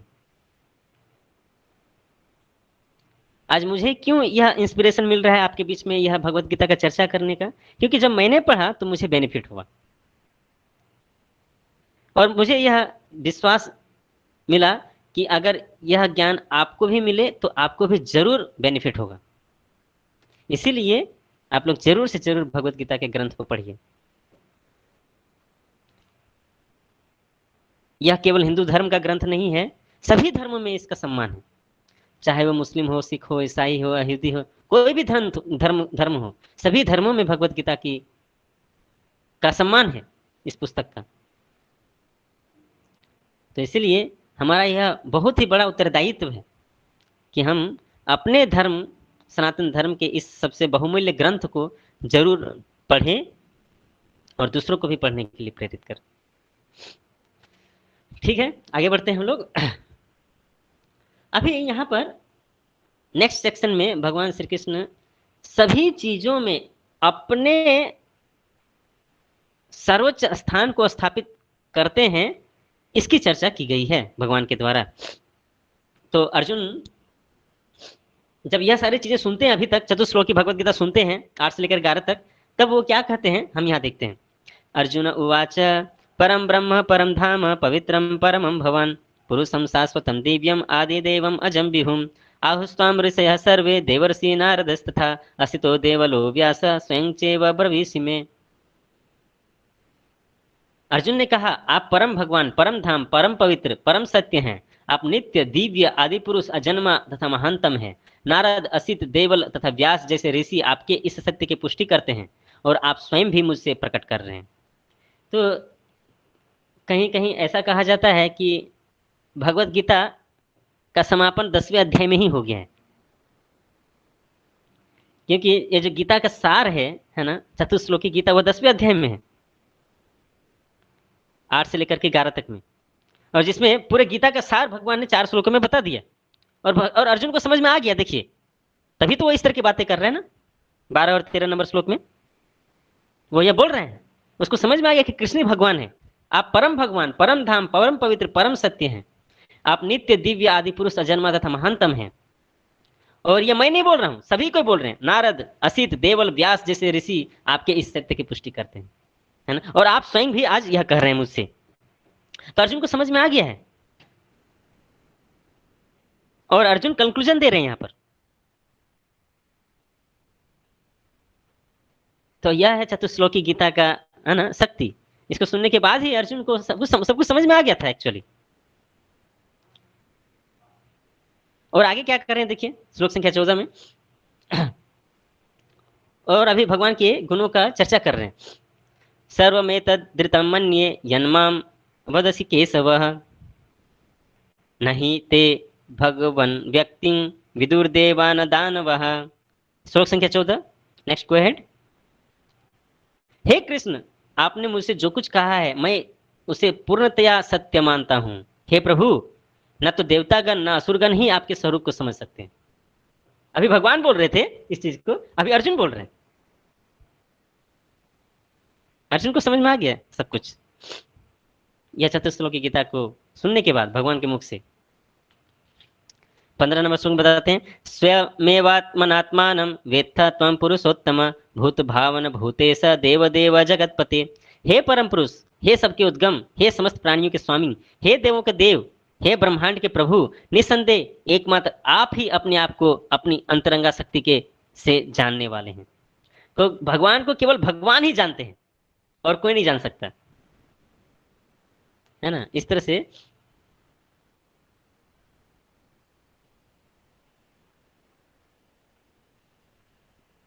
भगवान की दिव्य गुणावलियों की चर्चा अर्जुन भी करते हैं। तो अर्जुन को सब कुछ समझ में आ गया कि yes, he is the supreme personality of Godhead and I have to surrender to him. लेकिन अभी फिर से वो प्रश्न करते हैं कृष्ण से, आप और भी अधिक गुणों के विषय में, अपने गुणों के विषय में बताइए। चतुश्लोकी 4 श्लोकों में अर्जुन को तो समझ में आ गया, हमें समझ में आएगा कि नहीं आएगा, इसको लेकर के संदेह था अर्जुन को कि साधारण बद्ध जीवों को यह समझ में आएगा कि नहीं कि भगवान ही, कृष्ण ही सर्वोत्तम भगवान है, सर्वोच्च भगवान है। यह स्थापित करने के लिए अर्जुन फिर कृष्ण को निवेदन करते हैं कि आप अपने और दिव्य गुणावलियों के विषय में बताइए। तो श्लोक संख्या 16 और 17 में बताते हैं, वक्तुर्महर्ष्य शेषेण दिव्या ह्यात्म विभूतया याभिर्विभूति विभूतिभिर्लोकांस इमांस्त्वं वाप्यतिष्ठसि। कृपा करके विस्तार पूर्वक मुझे अपने उन देवी ऐश्वर्यों को बताएं जिनके द्वारा आप इस समस्त लोकों में व्याप्त हैं। इस भौतिक जगत में और आध्यात्मिक जगत में किस तरह अपने देवी शक्तियों के द्वारा भगवान व्याप्त हैं, इसके विषय में अर्जुन बताने के लिए कह रहे हैं। क्योंकि direct perception of the God, भगवान का डायरेक्ट आत्म साक्षात्कार यह तो दूर की चीजें हैं, दूर की बात है, लेकिन भगवान जिस तरह से अपनी शक्तियों के द्वारा पूरे जगत में व्याप्त हैं, उसके द्वारा भगवान की, है ना, महत्ता को समझा जा सकता है साधारण मनुष्यों के द्वारा। इसीलिए अर्जुन निवेदन करते हैं कि आप यह हमें बताइए कि आप अपने ऐश्वर्यों, देवी ऐश्वर्यों के द्वारा, देवी शक्तियों के द्वारा कैसे समस्त लोकों में व्याप्त हैं। 17 में पूछते हैं, कथम विद्यामहम योगिस्त्वं सदा परिचिन्तयन् केषु केषु च भावेषु चिन्त्योऽसि भगवन्मया। हे कृष्ण, हे परम योगी, मैं किस तरह आपका निरंतर चिंतन करूं और आपको कैसे जानूं। हे भगवान, आपका स्मरण किन किन रूपों में किया जाए। यह हम जैसे साधारण मनुष्यों के लिए अर्जुन पूछ रहे हैं, क्योंकि हमें भगवान का साक्षात्कार नहीं है, तो हम भगवान की शक्तियों के द्वारा भगवान को याद रख सकते हैं। तो कैसे कैसे हम भगवान की शक्तियों के द्वारा भगवान को याद रखें, इसका क्या उपाय है, कैसे चिंतन करें भगवान का, किन किन रूपों में चिंतन करें, यह प्रश्न अर्जुन हमारे लिए करते हैं कृष्ण से। 18 में कहते हैं, विस्तारेणात्मनो योगम विभूतिम च जनार्दन भूय कथय तृप्तर्हि श्रृण्वतो नास्ति मे मृतम। हे जनार्दन, आप पुनः विस्तार से अपने ऐश्वर्य तथा योग शक्ति का वर्णन करें। मैं आपके विषय में सुनकर कभी तृप्त नहीं होता हूँ, क्योंकि जितना ही आपके विषय में सुनता हूँ उतना ही आपके शब्द अमृत को चखना चाहता हूँ। तो यही है भगवान की कथा। भगवान की कथा का श्रवण जितना करेंगे हमें उतना ही और अधिक श्रवण करने का इच्छा होता है। भगवान की कथा में जो के श्रवण में जो अमृत है उसका पान करने से और अधिक हमें उस अमृत का पान करने की इच्छा होती है। तब अर्जुन को भी जब भगवान की इन दिव्य ज्ञानों के बारे में स्वयं भगवान बताते हैं तो अर्जुन को और अधिक सुनने की इच्छा होती है।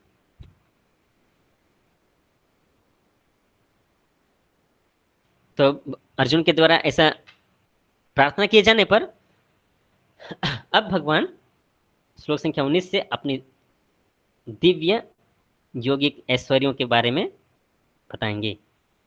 श्लोक संख्या 19। श्री भगवान उवाच, हंत ते कथयिष्यामि दिव्या ह्यात्म विभूतया प्राधान्यता कुरु श्रेष्ठ नास्त्यंतो विस्तरस्य में।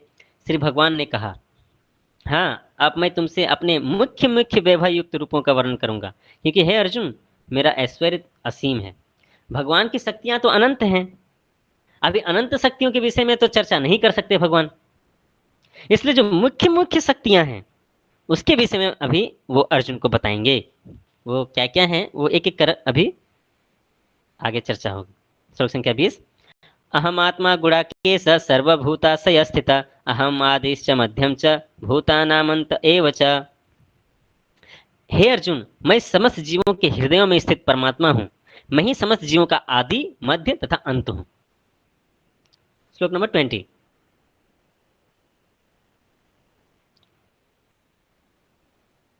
ये तो हम जानते हैं कि समस्त जीवों के हृदय में परमात्मा के रूप में भगवान विराजमान है और आदि, मध्य तथा अंत हूं। इसका क्या मतलब हुआ? परमात्मा है हृदय में,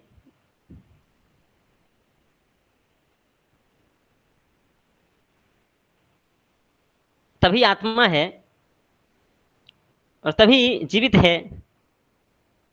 जब तक आत्मा है, जब तक परमात्मा है, तभी तक जीव जीवित है। जैसे ही आत्मा और परमात्मा इस शरीर को छोड़ के चले गए तो मृत्यु है।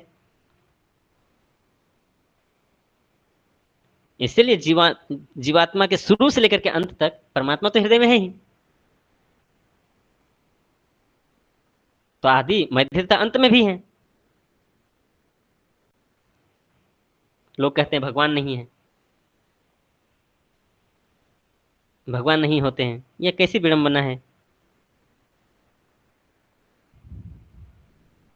सृष्टि के प्रारंभ से लेकर के सृष्टि के अंत तक भगवान है। सृष्टि का प्रारंभ भी महाविष्णु से होता है और सृष्टि का अंत भी होने पर सब कुछ महाविष्णु में ही जाके विलीन हो जाता है। और महाविष्णु कहां से आए हैं? वो कृष्ण के ही अंश हैं, कृष्ण के ही एक्सपेंशन है।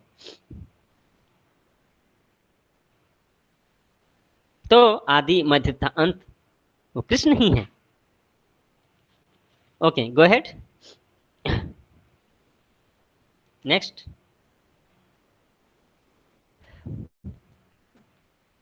यस, ये श्लोक हो गया। आगे बढ़िए। अब एक एक स्लाइड में एक एक श्लोक पर पिक्चर्स दिया हुआ है और उसका ट्रांसलेशन भी दिया हुआ है। श्लोक संख्या 21। आदित्यानाम अहम विष्णुर ज्योतिषाम रविरं सुमान मरीचिर मरुतामस्मि नक्षत्राणाम अहम शशि। मैं आदित्यों में विष्णु, प्रकाशों में तेजस्वी सूर्य, मरुतों में मरीचि तथा नक्षत्रों में चंद्रमा हूँ। 12 आदित्य होते हैं, उसमें विष्णु जो है वो कृष्ण के प्रतीक है। प्रकाशमान पुंज जितने भी है उसमें सूर्य वो कृष्ण के प्रतीक है। मरुत होते हैं उसमें मरीचि जो है वो कृष्ण का प्रतीक है और नक्षत्र जितने भी हैं उसमें चंद्रमा जो है कृष्ण का प्रतीक है। नेक्स्ट 22। वेदानां सामवेदोऽस्मि देवानामस्मि वासवः इंद्रियाणां मनश्चास्मि भूतानामस्मि चेतना। मैं वेदों में सामवेद हूँ, देवों में स्वर्ग का राजा इंद्र हूँ, इंद्रियों में मन हूँ तथा समस्त जीवों में जीवन शक्ति चेतना हूँ। तो 4 वेद होते हैं, उसमें से सामवेद वो कृष्ण का प्रतीक है। सभी देवताओं के राजा इंद्र जो हैं वो कृष्ण का प्रतीक है देवों में। और हमारे जितने भी इंद्रियां हैं, 5 कर्मेंद्रियां, 5 ज्ञानेंद्रियां, मन, बुद्धि, अहंकार, इसमें से जो मन है वो कृष्ण का प्रतीक है। और समस्त जीवों का जो जीवन शक्ति है, चेतना है, वह भी कृष्ण का प्रतीक है। Next go ahead. 23 रुद्राणां शंकरश्चास्मि वित्तेषु यच्छरच्छसां वसुनां पावकश्चास्मि मेरुशिखरिणामहम्। मैं समस्त रुद्रों में शिव हूँ, यक्षों में तथा राक्षसों में संपत्ति का देवता कुबेर हूँ, वसुओं में अग्नि हूँ तथा समस्त पर्वतों में मेरु हूँ। रुद्र कितने हैं? 11 रुद्र ना। 11 रुद्रों में जो शिव हैं वो कृष्ण के प्रतीक हैं। यक्षों और राक्षसों में धन के राजा कुबेर वो कृष्ण के प्रतीक हैं। वसु जितने भी हैं, वसु कितने होते हैं? उन सभी वसुओं में अग्नि जो है वो कृष्ण के प्रतीक हैं। और समस्त पर्वतों में मेरु पर्वत वो भी कृष्ण का प्रतीक है। ये जो घूमता हुआ देख रहे हैं आप सर्कल वाइज, वो मेरु पर्वत है राइट टॉप में। Go ahead. 24 पुरोधसां च मुख्यं मां विद्धिं पार्थ बृहस्पतिं सेनानी नामहं स्कंद सरसामस्मि सागर। हे अर्जुन, मुझे समस्त पुरोहितों में मुख्य पुरोहित बृहस्पति जानो। मैं ही समस्त सेना नायकों में कार्तिकेय हूँ और समस्त जलाशयों में समुद्र हूँ।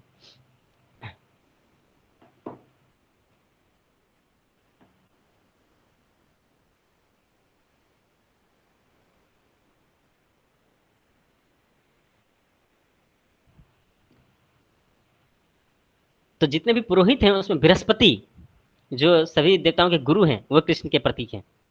और सेनाओं के सेनापति कौन है? देवलोक में कार्तिक, तो वो भी सेना नायकों में कार्तिक जो है वो कृष्ण का प्रतीक है।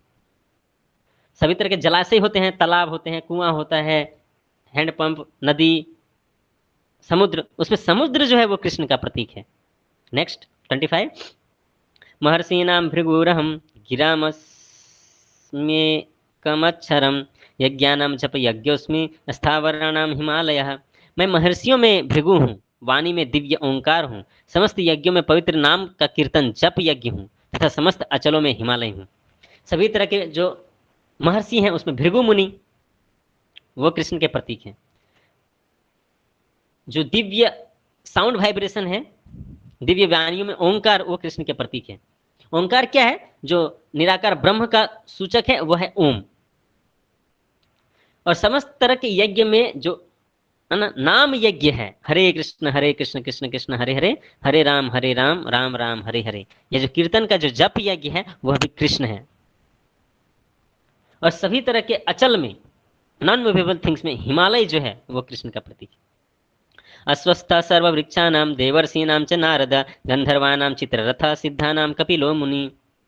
मैं समस्त वृक्षों में अस्वस्थ वृक्ष हूँ तथा देवर्षियों में नारद हूँ, मैं गंधर्वों में चित्ररथ हूँ और सिद्ध पुरुषों में कपिल मुनि हूँ। अस्वस्थ वृक्ष का मतलब है बरगद का पेड़। तो सभी तरह के पेड़ों में जो बरगद का पेड़ होता है वो कृष्ण का प्रतीक है। सभी देवर्षियों में नारद मुनि, नारद देवर्षि जो हैं वो कृष्ण के प्रतीक हैं। गंधर्वों में चित्ररथ ही वो कृष्ण के प्रतीक हैं। और सभी तरह के मुनियों में कपिल मुनि जो कृष्ण के अवतार ही हैं वो कृष्ण के प्रतीक हैं। आगे बढ़ते हैं। 27 उच्चे स्रव समास्वानां विद्धि माम मृतोद्भवम् एरावतम गजेंद्राणां नराणां च नराधिपम। घोड़ों में मैं उच्च स्रवा जानूं, जो अमृत के लिए समुद्र मंथन के समय उत्पन्न हुआ था। गजराजों में ऐरावत हूं तथा मनुष्यों में राजा हूं। ये जो उच्छेश्रवा घोड़ा है, जब समुद्र मंथन हो रहा था तो यह घोड़ा और ऐरावत नाम का हाथी, यह दोनों उसी समुद्र मंथन में उत्पन्न हुआ था, बाहर निकला था। तो ये सभी घोड़ों में ये जो उच्छेश्रवा घोड़ा है वो कृष्ण का प्रतीक है। सभी हाथियों में ये जो गजराज ऐरावत है वह कृष्ण का प्रतीक है।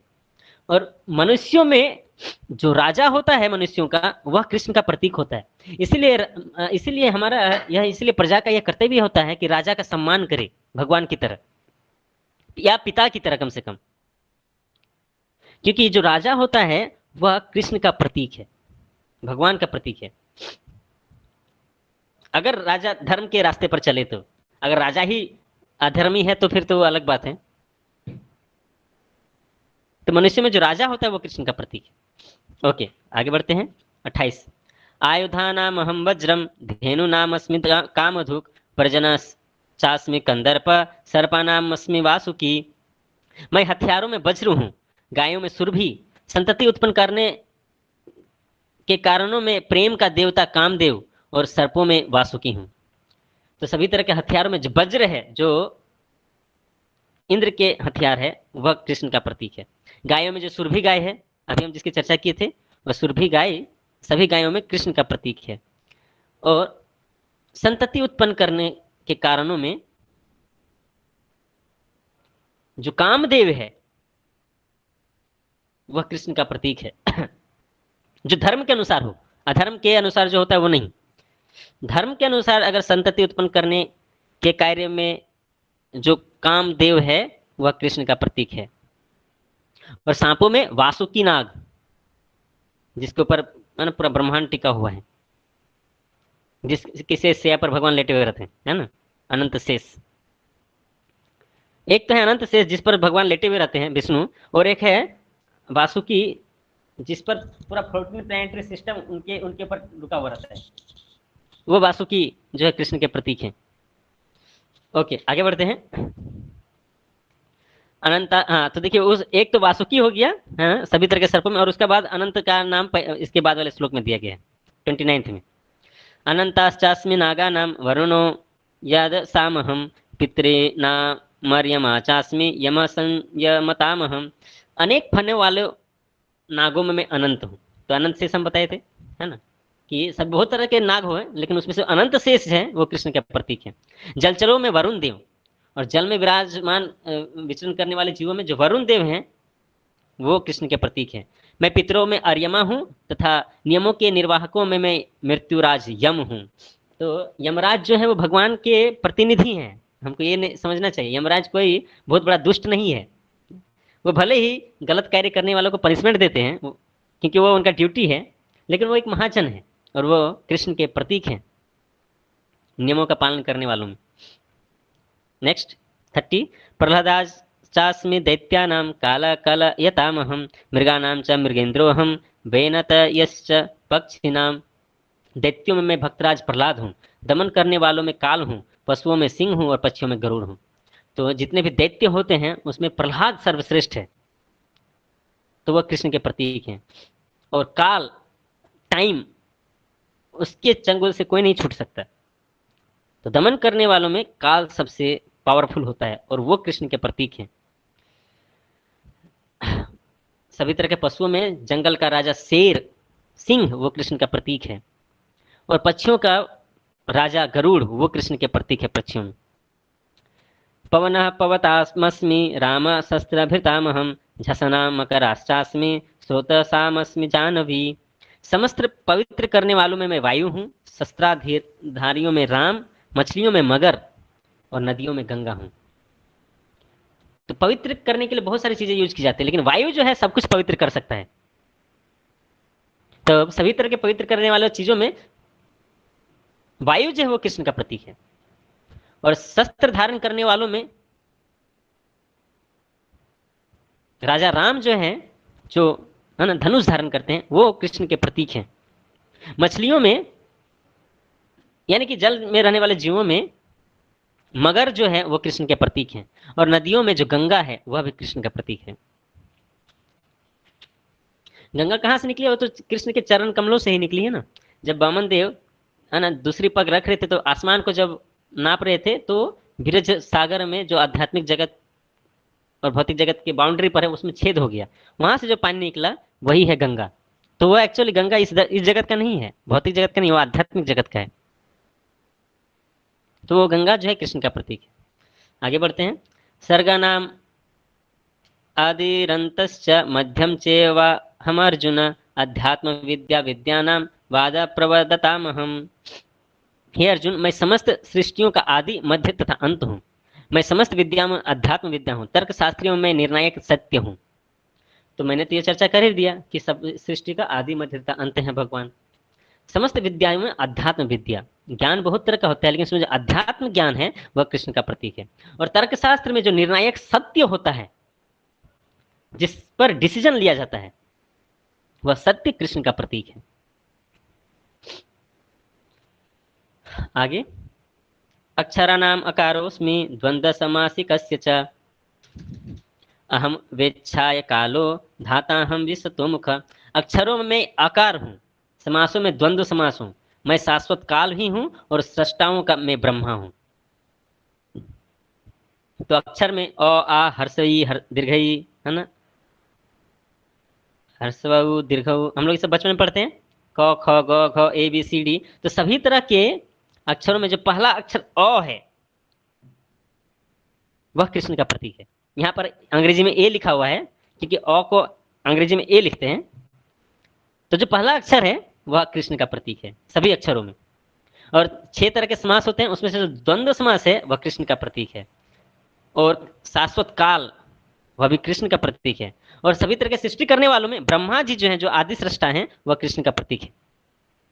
इस भौतिक जगत का जो सबसे पहला सृष्टा है ब्रह्मा, वह कृष्ण का प्रतीक।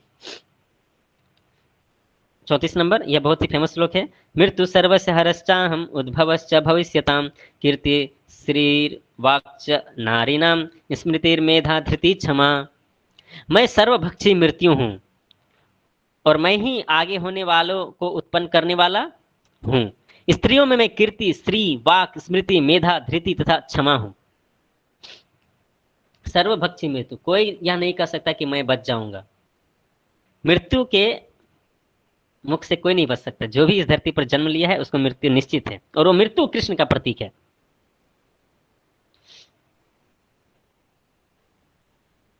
और जितने भी जीव उत्पन्न होने वाले हैं उसको उत्पन्न करने वाला भी कृष्ण है, यह ऑलरेडी कृष्ण बता चुके हैं। और स्त्रियों के जो भी सुंदर गुण होते हैं, जैसे कीर्ति, श्री, कीर्ति मतलब यश, श्री मतलब सुंदरता, ऐश्वर्य, वाक मतलब मधुर वाणी, स्मृति मतलब मेमोरी पावर, स्मरण शक्ति, मेधा मतलब इंटेलिजेंस, बुद्धि, धृति मतलब दृढ़ता, डिटर्मिनेशन, एंड क्षमा मतलब फॉरगिवनेस। ये जो गुण हैं स्त्रियों में वह भी कृष्ण के प्रतीक हैं। यश, ऐश्वर्य या सुंदरता, मधुर वचन, memory power, intelligence, determination and forgiveness, ये जो स्त्रियों के गुण हैं वो भी कृष्ण के प्रतीक हैं। नेक्स्ट आगे बढ़ते हैं। बृहत् साम तथा सामनां गायत्री छंद सामहम मासानां मार्गशीर्षोऽस्मि अहम मृतूनां कुसुमाकर। मैं सामवेद के गीतों में बृहत् साम हूँ, छंदों में गायत्री हूँ, समस्त महीनों में मैं मार्गशीर्ष हूँ तथा समस्त ऋतुओं में फूल खिलाने वाला वसंत ऋतु हूँ।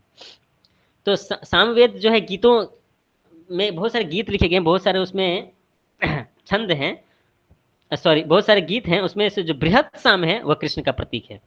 बहुत सारे छंदों में जो गायत्री मंत्र है वो कृष्ण का प्रतीक है।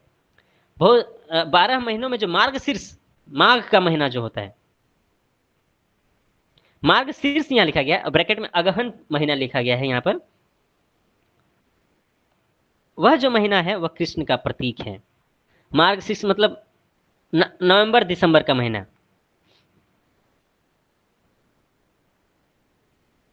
जनरली यह कार्तिक महीना में पड़ता है, तो वह कृष्ण का प्रतीक है। कार्तिक के बाद का जो यस अगहन, यह कृष्ण का प्रतीक है। और ऋतुओं का राजा वसंत, यह समस्त ऋतुओं में कृष्ण का प्रतीक है। आगे बढ़ते हैं। द्यूतं छलयतामस्मि तेजस्विनामहं जयोस्मि व्यवसायोस्मि तत्सत्वं सत्ववतामहं। मैं छलियों में जुआ हूँ, तो छल बहुत करते हैं, बहुत सारे लोग करते हैं, छल करना चाहते हैं, तो है ना, if somebody wants to cheat, Krishna is the greatest cheater. अगर कोई छल करना चाहते हैं तो कृष्ण सबसे बड़े छलिया हैं, है ना, कृष्ण सबको छल कर देते हैं। तो छल, और छल कहां पर होता है सबसे अधिक? जुआ में, गैम्बलिंग। तो वह भी कृष्ण का प्रतीक है। इसका मतलब ये नहीं कि जुआ सही है, नहीं, जुआ सही नहीं है, लेकिन समस्त प्रकार के छल में ये जो गैम्बलिंग होता है उसमें सबसे अधिक छल होता है, और वो भी कृष्ण का प्रतीक है। तेजस्वियों का तेज भी कृष्ण है, और कहते हैं मैं विजय हूं, साहस हूं और बलवानों का बल हूं। जो विजय किसी भी चीज में होती है वो भी कृष्ण का प्रतीक है, साहस भी कृष्ण का प्रतीक है, और बलवानों का जो बल है, स्ट्रेंथ, वो भी कृष्ण का प्रतीक है। 37, वृष्णीनां वासुदेवस्मि पांडवानां धनंजय मुनीनामप्यहं व्यास कवीनामुसना कवि। मैं वृष्णिवंशियों में वासुदेव हूँ, पांडवों में अर्जुन हूँ, मैं समस्त मुनियों में व्यास और महान विचारकों में उष्णा हूँ। वृष्णिवंशी मतलब यदु कुल में तो वो तो कृष्ण ही है, वासुदेव। तो विष्णुवंशियों में वासुदेव, और पांडवों में अर्जुन जो है वो भी कृष्ण का प्रतीक है। समस्त मुनियों में व्यास देव, वो तो कृष्ण के अवतार ही हैं, और वो कृष्ण के प्रतीक हैं।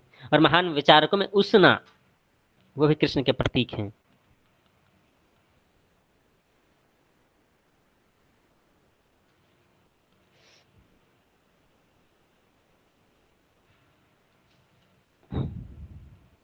उष्णा मतलब शुक्राचार्य को बोला गया है यहाँ पर, विचारकों में, पॉलिटिशियंस,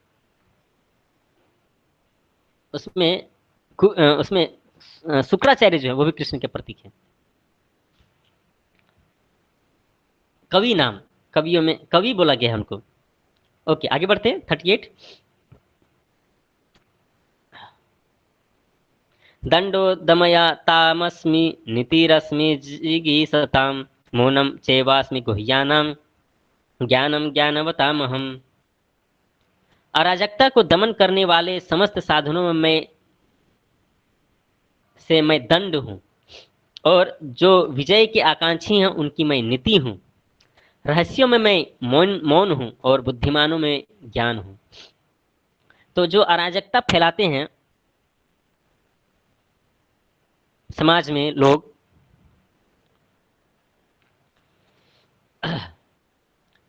चाहे वो आतंकवाद के माध्यम से हो, या भ्रष्टाचार के माध्यम से हो, या और कोई कारण से हो, उसको रोकने के लिए सबसे जो महत्वपूर्ण उपाय है वो है दंड देना, अपराधियों को दंड देना। अगर अपराधियों को दंड न दिया जाए तो यह सारी चीजें रुक नहीं सकती। अराजकता रुक नहीं सकता समाज में अगर अपराधियों को दंडित नहीं किया जाए। और यह जो दंड का साधन है वह कृष्ण का प्रतीक है। जो विजय हासिल करना चाहते हैं उनका जो नीति होता है विजय प्राप्त करने का, वह नीति कृष्ण का प्रतीक है।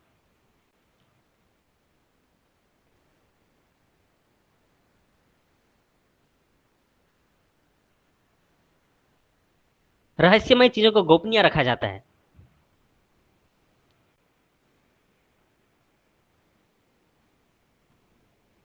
तो जैसे ध्यान करना, शांति से सुनना, इसके लिए मौन रहना सबसे अनिवार्य है।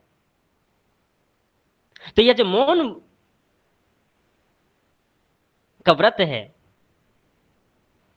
यह रहस्यों में, यह जो मौन है वह कृष्ण का प्रतीक है।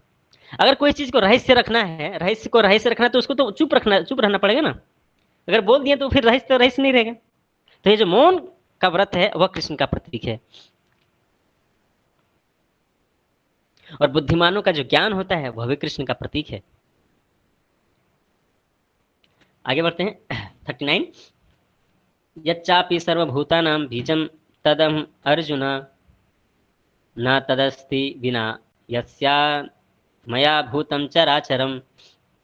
यही नहीं हे अर्जुन, मैं समस्त सृष्टि का जनक बीज हूं। ऐसा चर तथा अचर कोई भी प्राणी नहीं है जो मेरे बिना रह सके। तो इस जगत में जितने भी जीव हैं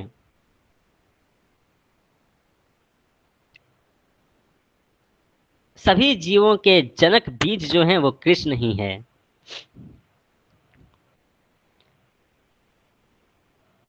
कृष्ण के बिना कोई जीवित नहीं रह सकता। सर्व कारणों के कारण कृष्ण हैं। और इतना ही नहीं, चर तथा अचर, चलने वाले या नहीं चलने वाले, दोनों प्रकार के जीव,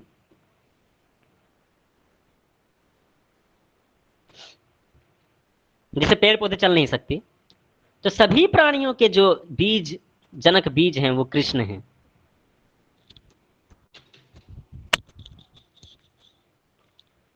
फिर 40 नंबर श्लोक में कहते हैं, नान्तोस्ति मम दिव्यानां विभूतीनां परन्तप ऐसा तुद्देश्यतः प्रोक्तो विभूतेर विस्तरो मया। हे परंतप, मेरी दिव्य देवी विभूतियों का अंत नहीं है। मैंने तुमसे जो कुछ कहा वह तो मेरी अनंत विभूतियों का संकेत मात्र है। तो फिर अंत में भगवान कहते हैं कि मेरी दिव्य गुणावलियों का कोई अंत नहीं है। मैंने जो कुछ भी अभी तक कहा है उसका तो वो तो उन दिव्य गुणों में एक बिंदु के जैसा है। तो वही है ना, हरि अनंत, हरि कथा अनंत। हरि अनंत है, हरि की लीलाएं अनंत है, हरि के दिव्य गुण भी अनंत हैं, उनको बखान नहीं किया जा सकता है।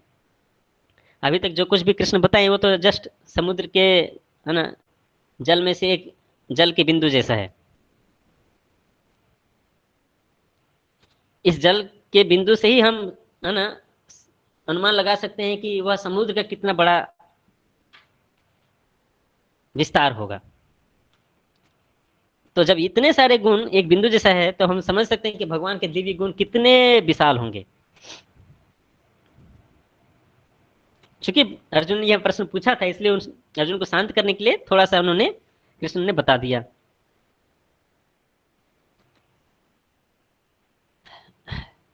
तो ये सारे गुणों का अलग अलग एक एक करके वर्णन करने के बाद अभी सभी गुणों का एक साथ वर्णन करेंगे भगवान। तो श्लोक संख्या 41 में बोलते हैं कृष्ण, यद यद विभूतिर्मत्सत्वं श्रीमद्दुर्जितमेव वा तत् तदेवावगच्छत्वं मम तेजो संभवम। तुम जान लो कि सारा ऐश्वर्य, सौंदर्य तथा तेजस्वी सृष्टियां मेरे तेज के एक स्फुलिंग मात्र से उद्भूत हैं। यह बहुत महत्वपूर्ण है। किसी भी तेजस्वी या सुंदर सृष्टि को, चाहे वह अध्यात्म जगत में हो या चाहे इस भौतिक जगत में, कृष्ण की विभूति का एक अंश रूप ही है। किसी भी अलौकिक जो तेज युक्त वस्तु है उसको कृष्ण का ही विभूति समझना चाहिए। यहाँ यानी मतलब यह है कि जो भी विभूति, ऐश्वर्य, सौंदर्य या तेजस्वी सृष्टियां हम इस जगत में देखें या आध्यात्म जगत में, वह कृष्ण का ही एक अंश है। और जो सबसे महत्वपूर्ण श्लोक है, बहुत फेमस श्लोक भी है ये भगवत गीता का, वह अंत में भगवान कृष्ण बोलते हैं, अथवा बहुनैतेन किं ज्ञातेन तव अर्जुन विष्टभ्यामिदं कृत्स्नम् एकांशेन स्थितो जगत। किंतु हे अर्जुन, इन सारे विशद ज्ञान की क्या आवश्यकता है? मैं तो अपने एक अंश मात्र से संपूर्ण ब्रह्मांड में व्याप्त होकर इसको धारण करता हूँ। With a single fragment of myself, I pervade and support this entire universe. तो जब भगवान अपनी जस्ट एक अंश मात्र से इस पूरे जगत का, है ना, संचालन और निर्धारण करते हैं, तो फिर उनके उस विशाल ज्ञान को जानने की क्या आवश्यकता ही है? कितना बड़ा वो शक्ति है, कितना बड़ा वो ऐश्वर्य है कृष्ण का, यह तो हमारे समझ से भी परे का चीज है। इस तरह से इस अध्याय में अपने सारे दिव्य गुणावलियों का वर्णन करते हुए अंत में यही तुलना देते हैं कि मैं मेरे जस्ट एक अंश मात्र से पूरे इस जगत का धारण मैं करता हूँ। तो इस विशद ज्ञान की क्या आवश्यकता है? वही हम शुरुआत में भी चर्चा की थी कि ज्ञान के द्वारा भगवान को नहीं समझा जा सकता है। भगवान की कृपा से ही भगवान को का शरण लेकर के ही हम भगवान को पा सकते हैं। अन्यथा भगवान को कैलकुलेट करना यह पॉसिबल नहीं है हमारे लिए। We can not measure Krishna and his opulences. तो यह जो अध्याय है अपने आप में बहुत बड़ा आश्चर्य से भरा हुआ है, थ्रिलिंग चैप्टर। और इसका जो आगे का चैप्टर है यह और भी ज़्यादा आश्चर्यजनक है, चैप्टर नंबर 11, जिसमें अपने विराट रूप के बारे में भगवान बताते हैं। तो इस तरह से हम लोग इस अध्याय के कंक्लूजन में पहुंच जाते हैं। Thank you very much. Hare Krishna. Next class we will have chapter number 11, the universal form, विराट रूप। Thank you very much. Hare Krishna Krishna Krishna Hare Hare, Hare Ram Ram Ram Hare Hare.